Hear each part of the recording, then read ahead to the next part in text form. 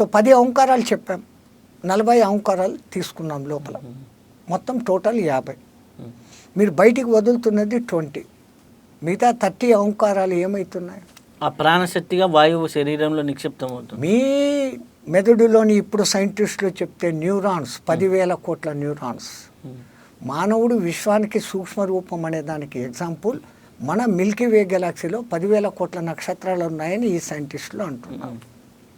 The same number of neurons మన మెదడులో ఉన్నాయి. సర్వానికి మెదడు మూలం కాబట్టి ఎప్పుడైతే ఈ ఓంకారాలు కుంభకం చేసి బయటికి వదిలినాము, బయటికి వదిలింది 20, ముందు పీలుస్తూ తీసుకున్నాం 10, లోపల కుంభించాం 10 × 4 40, 50 ఓంకారాలని. బయటికి రిలీజ్ చేస్తున్నది 20, 30 ఓంకారాలు ఆ ఒక్కొక్క న్యూరాన్లో డిపిక్ట్ అవుతుంది. పూర్వకాలంలో ఋషిమునులు సంవత్సరాల కొద్దీ ఏకాంతంగా అలాగే కూర్చొని తపస్సు చేస్తూ ఈ విచిత్రమైన ఈ ఓంకారాలను 10 ఇంటూ చేస్తేనే 1:4:2లో 10 చేస్తే ఇంత శక్తి.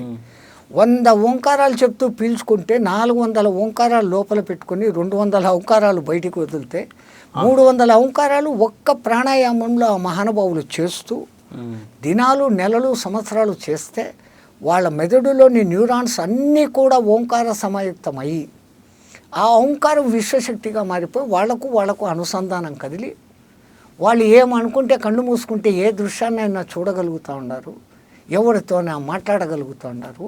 వాళ్ళ దేహం మీద వాళ్ళకు కంట్రోలు, పంచభూతాల మీద కంట్రోలు, నీళ్ళ మీద తేలడము, అగ్నిలో కూర్చోవటము, భూమి లోపల దహనం చేసినా కానీ ఖననం చేసినా కానీ ఏమీ కాకపోవడము. అంటే పంచభూతాల మీద వాళ్ళు ఆధిపత్యం పొందుతూ ఉన్నారు. కొంతమంది ఎంతో సాధన చేసి సూక్ష్మ శరీరయానాలు చేసేది వేరే.